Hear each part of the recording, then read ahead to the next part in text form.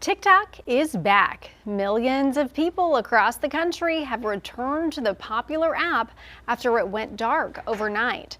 President-elect Donald Trump says he's going to pause the ban through an executive order on his first day back in office tomorrow.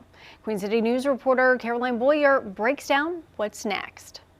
If you're opening up the TikTok app, you'll see a welcome back pop-up message saying in part, as a result of President Trump's efforts, TikTok is back in the U.S.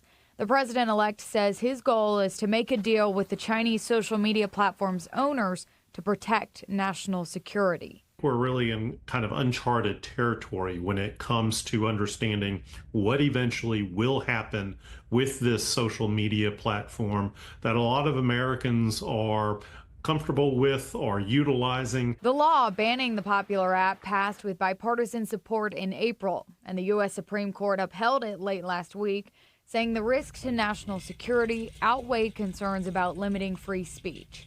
Now, Trump's second term will start with an executive order to bring the app back, at least for a little while. My understanding of the legislation is that the president is allowed one extension period by which the platform can continue to operate in the United States.